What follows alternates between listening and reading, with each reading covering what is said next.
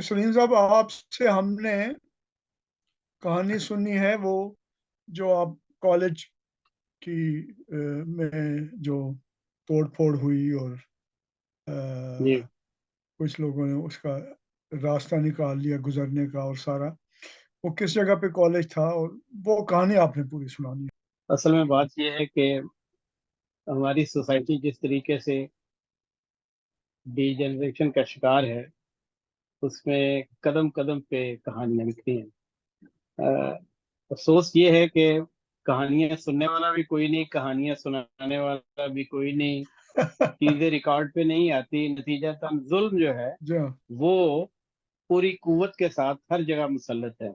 बिल्कुल सही है। अगर इन चीजों को रिकॉर्ड किया जाए और एक्सपोज किया जाए और उसके ऊपर अपने दुख और कर्ब का इजहार किया जाए, तो इस चीज का इम्कान है कि ज्यादती रुक सकती है, कम हो सकती है और आखिरकार खत्म भी हो सकती है।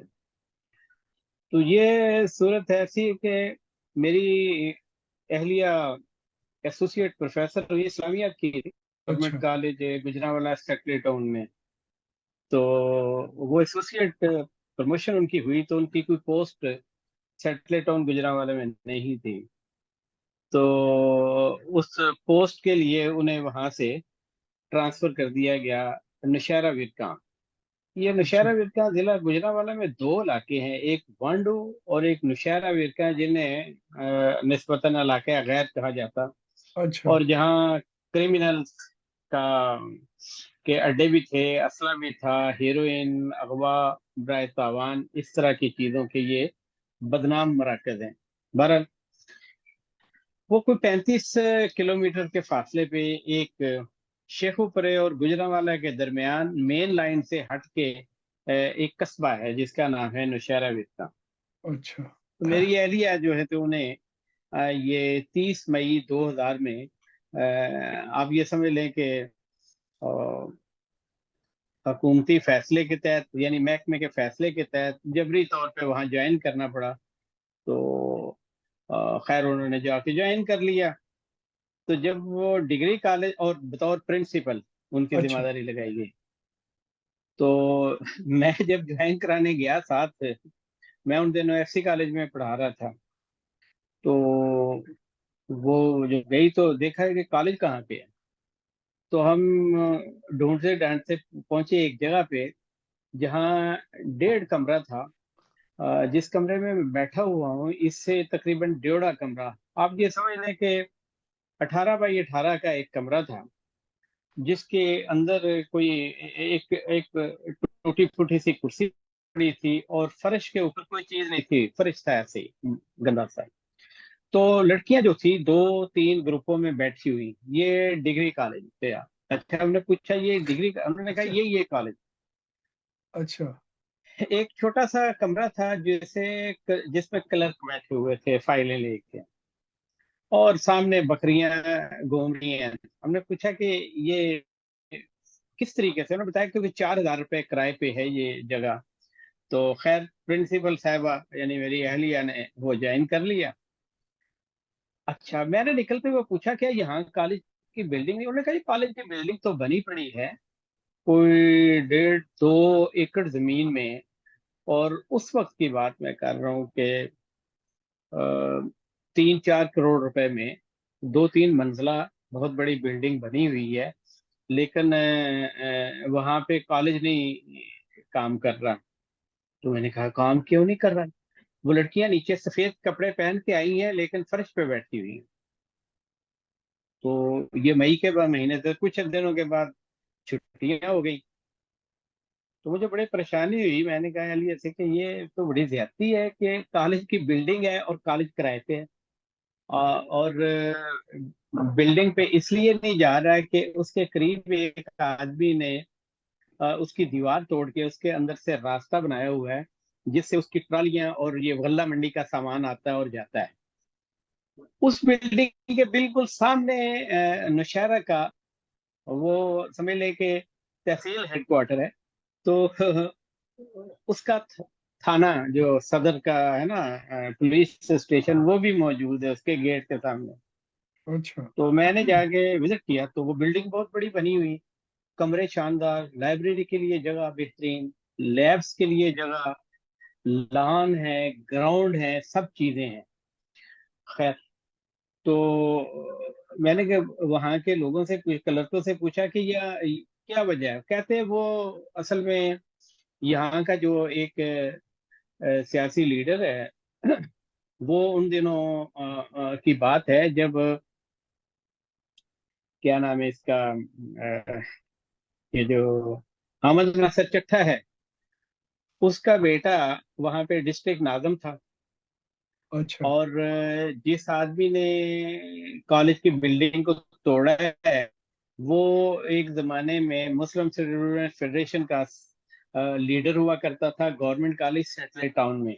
अच्छा। और 1997 की ये बात है कि सेटलेट टाउन गवर्नमेंट कॉलेज जो लड़कों का है, उसके इस जुल्म और ज्यादती के नतीजे में पूरी मार्केट ने हड़ताल कर दी 3-4 दिन के लिए।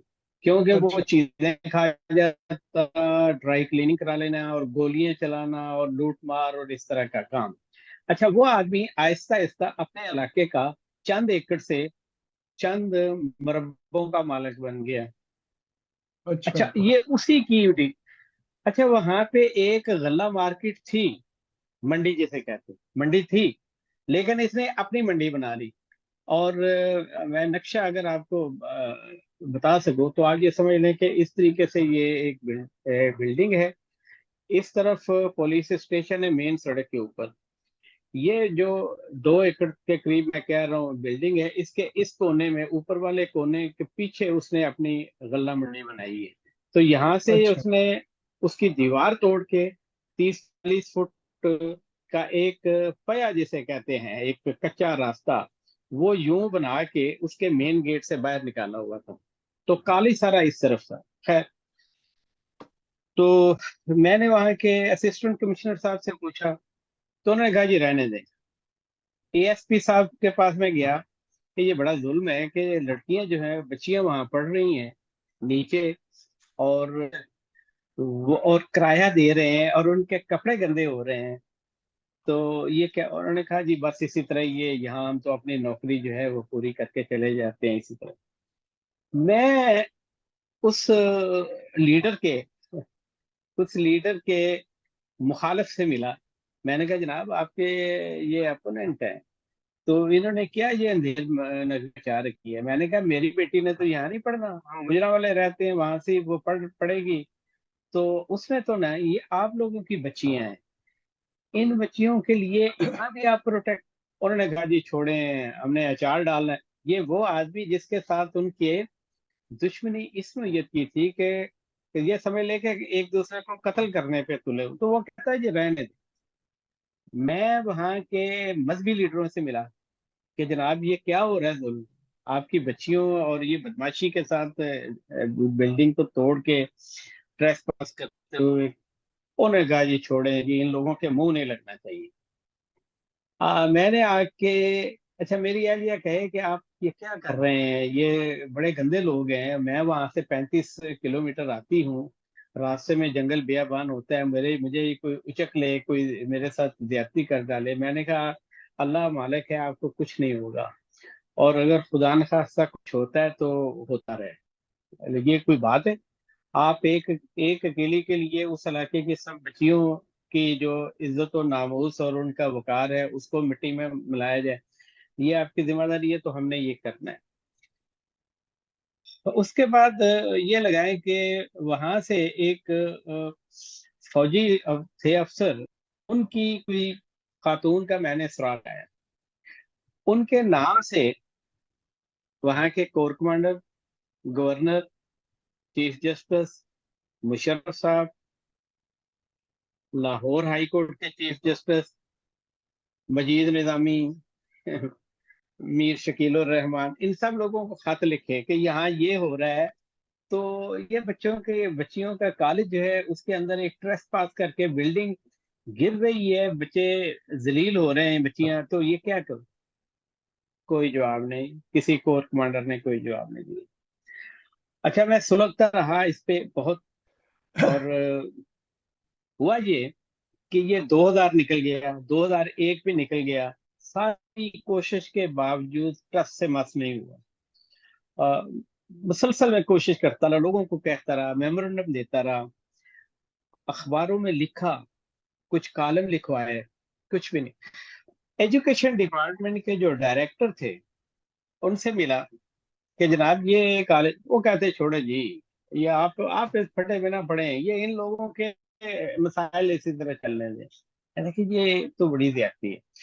आखिरकार आ गया 2002। 2002 में वहां पे थे एक एडिशनल सेशन जज, सनाउल्लाह नियाजी। तो खैर वो रिटर्निंग ऑफिसर थे उस इलाके की। कौमी असम्बली और सूबाई असम्बली के इलेक्शन के लिए नौशहरा में थे। और वहां से इस आदमी ने ये बनाया हुआ था, उसने भी अप्लाई किया हुआ था। और उसके ऊपर हामिद नासिर चट्टा साहब जो है ना, उन्होंने भी अप्लाई किया हुआ था, वजीराबाद की सीट पे भी और नौशहरा बरकां की सीट पे भी। खैर, तो जब वो मेरी अहलिया ने अपनी ड्यूटी के कागजात लिए, तो एडिशनल सेशन जज साहब ने पूछा कि कोई मसला वसला तो नहीं प्रिंसिपल साहब। मैंने कहा जी मसला है बहुत बड़ा। कहते, क्या मसला है?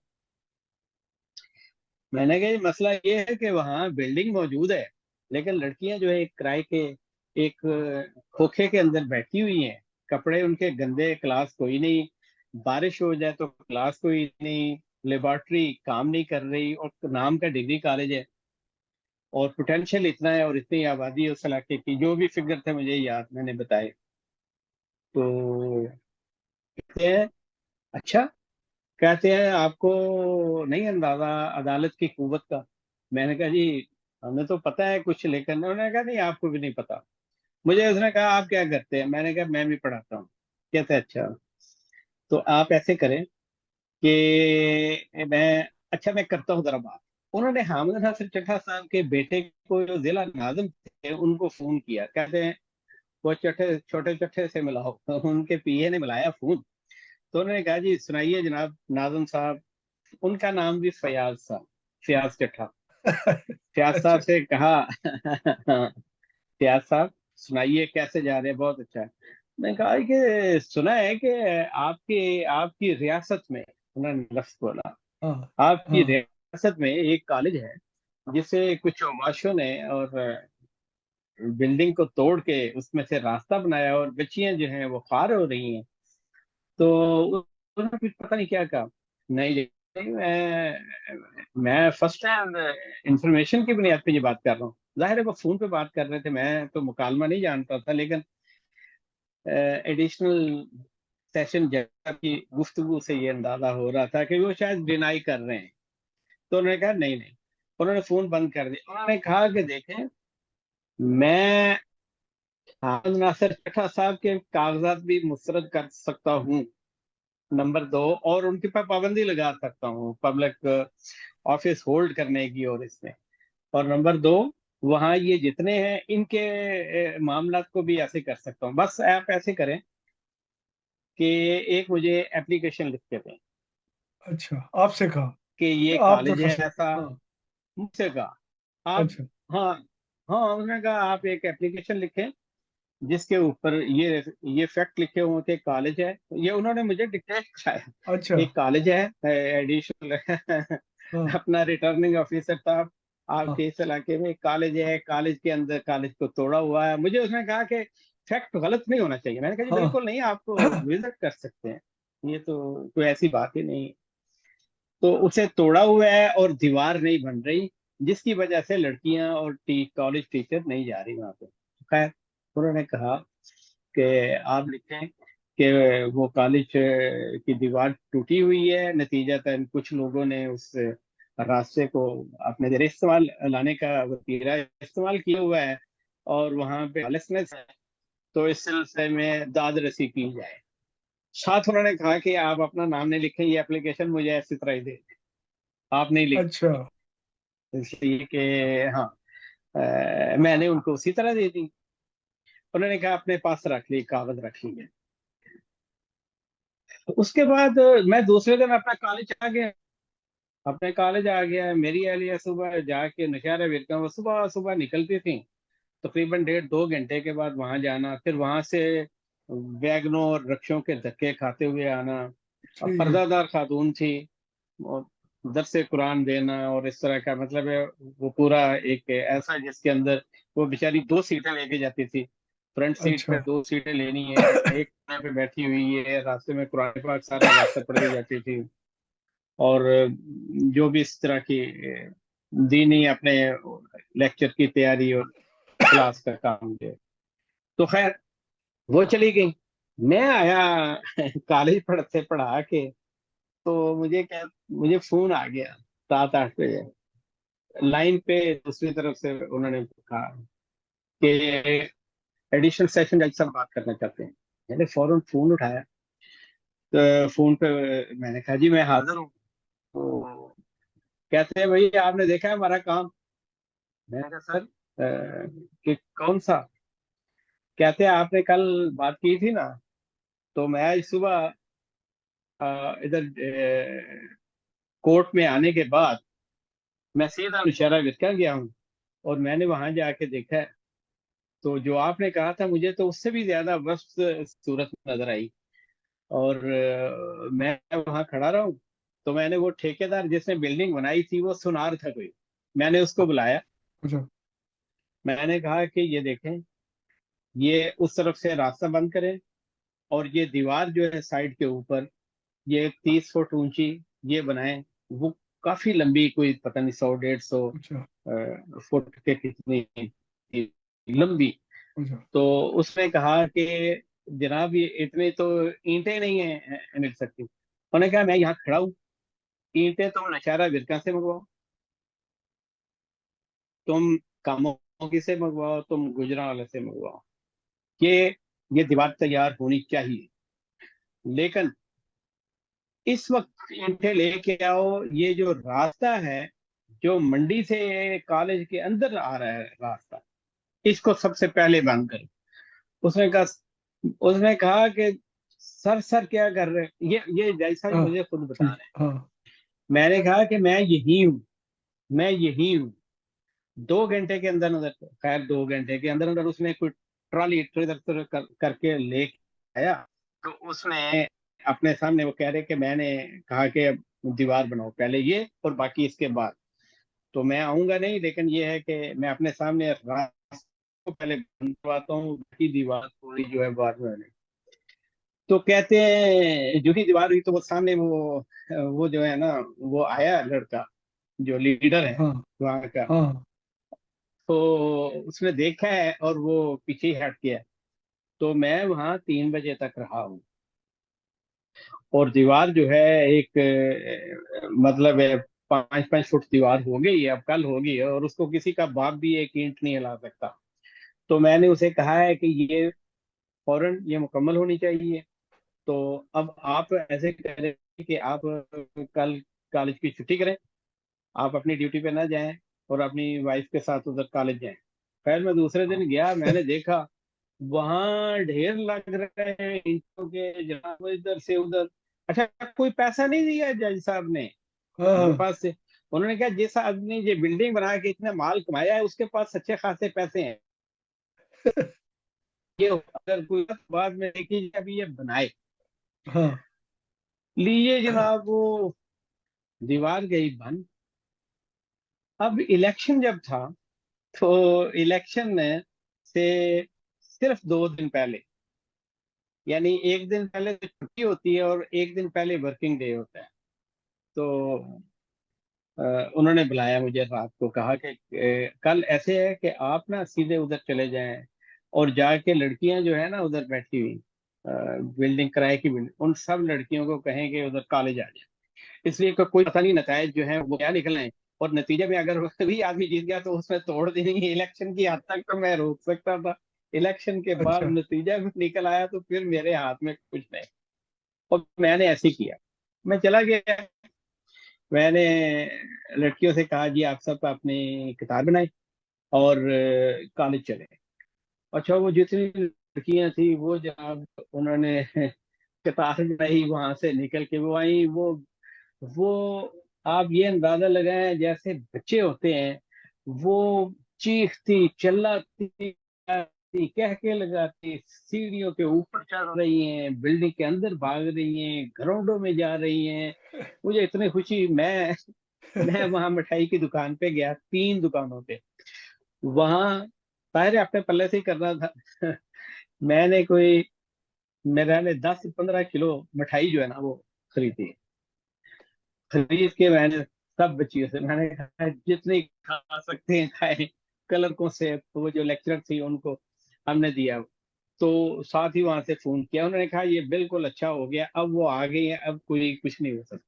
खैर 2 दिन के बाद इलेक्शन हुआ। इलेक्शन में वही साहब जीत गए। वो अच्छा। साहब जो थे ना, जिन्होंने दीवार तोड़ी थी, हाँ या हाँ। दीवार का इस्तेमाल नहीं कर रहे थे, या जिनसे डरते हुए पुलिस, सिविल इंतजामिया, सियासी लीडर, मजहबी और वहाँ के सहाफती हल्के, वहाँ के समाजी हल्के, ये सारे के सारे बिल्कुल हैंड्स अप किए हुए थे।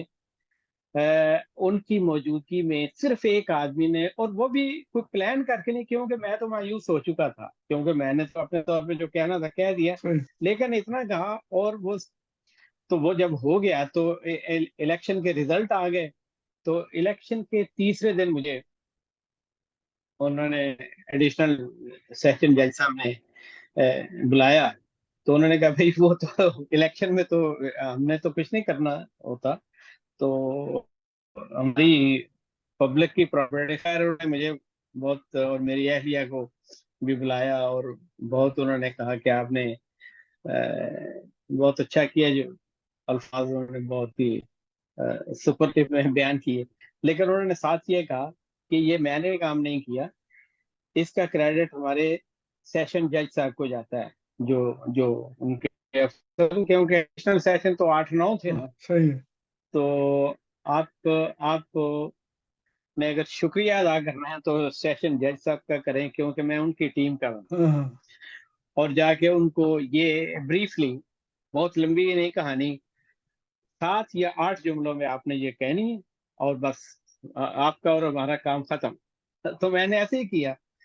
मैं सेशन जज साहब के पास गया और मैंने कहा जिन सारे इस तरीके से आपकी टीम ने दादरसी की है उन लोगों की, जहां हमने तो नहीं जाना, लेकिन उन लोगों की, बेनवा गरीब लोगों की, क्योंकि वहां जिनके पास पैसे हैं उन सब की बच्चियां गुजरांवाला, लाहौर या शेखुपुरा पढ़ती हैं। ये तो गरीबों की बच्चियां थी ना जिन्होंने वहां पढ़ना है। तो उनकी आपने दादरसी की है। खैर उन्होंने बहुत उस पे खुश हुए। उन्होंने कहा कि मुझे नियाजी साहब ने मुसलसल आगाह रखा है, तो हमने तो इसे टेस्ट केस बना लिया था कि हम करेंगे। मेरा कहने का मतलब ये है कि आप अगर डर जाते हैं, और आप अगर ये कहते हैं कि ये जिसका काम है वो ये इस आग में चले, जब आपके पास इख्तियार है और आपका महकमा भी आपका साथ नहीं देता, तो फिर आपको कम से कम आखिरत की जवाबदेही के लिए तैयार रहना चाहिए। मैं अपनी वाइफ से यही कहता हूँ, और मेरी वाइफ ने कहा कि ठीक है, जो हो सो हो। साथ मुझे उन्होंने कहा कि रास्ते में गाड़ी हो जाती है, वो तो क्रिमिनल लोग हैं, मुझे तो जगह जगह वो असला लिए लोग फिरते हैं, वो इलाका गैर है अमन। तो किस, मैंने कहा नहीं, बस अल्लाह पे रखें, अगर आपका अल्लाह पे ईमान है। तो उन्होंने कहा मेरा ईमान है, मुझे कोई कुछ नहीं कहेगा, मैं कुरान पढ़ते जाती हूँ, कुरान पढ़ती आती हूँ। तो इस तरीके से मैं कहना ये चाहता हूँ सब, कि आज वो बिल्डिंग है उसमें दरख्त ही दरख्त हैं, कितनी लड़कियां पढ़ती हैं, वो मुकाबलों में हिस्सा लेती हैं, बेहतरीन किस्म की वहाँ तालीम का इंतजाम उन्होंने कर लिया अपने तौर पे। तो वही भी, ये इतनी सी कहानी है जनाब। लेकिन मैं बहुत ये शुक्रिया। समझता हूँ ये हाँ छोटी सी कहानी नहीं है, क्योंकि इसके अंदर ये हर गली मोहल्ले में, ये जरूरी नहीं कि देही इलाका हो, हाँ हाँ। आपके शहरों के अंदर भी इस तरह का जुल्म मौजूद है। और किसी जालिम को, किसी चौधरी को, किसी गुंडे को का कोई हाथ रोकने वाला, हक की गवाही देने वाला अगर मौजूद होगा तो जुल्म रुकेगा, नहीं होगा तो इसी तरीके से चलेगा। बिल्कुल जज़ाकल्लाह। सही। जबरदस्त, बहुत शुक्रिया। यही कहानी आपसे सुनिए कि नौजवानों को बताएं कि आपने ऐसे इंतजार जी में नहीं बैठे रहना कि ऊपर से कोई आके करेगा, आपने अपनी लड़ाई खुद लड़नी और हाँ आप नहीं जी जी अल्लाह, हाँ, अल्लाह जी पे यकीन रखें और अपने आप पर एतमाद हाँ करें और सच के मतलब लिए खड़े इसमें हो जाएं कोई तो आप, फोर्स हाँ नहीं, जी हाँ, कोई चीज नहीं, आप खुद फोर्स हैं। देखें, जी हाँ, सबसे बड़ी फोर्स इंसान है, एक है। आप देखें ना, एक बिल्कुल, आदमी का जब कत्ल होता है तो पूरी रियासत कहती है कि मेरा बंदा है, यानी हाँ रियासत उसके कत्ल के पीछे खड़ी होती है। जी। सही है, तो इसका मतलब है हर फर्द जो है वो रियासत है, इन हाँ मानों में। बिल्कुल बिल्कुल, अगर वो बैठता है तो आप समझ लें पूरी रियासत बैठ। सही बात, यही पैगाम है। बहुत बहुत तो ठीक शुक्रिया, है इसी सर। पे आज की कहानी खत्म करेंगे। हमें वक्त देने का बहुत शुक्रिया। इंशाल्लाह हम राब्ते में रहेंगे, और कोई ऐसे लोग हों तो हमें बताइएगा, हम सबकी कहानियां रिकॉर्ड करके उसे आगे पहुंचाएंगे लोगों तक। बहुत शुक्रिया सर।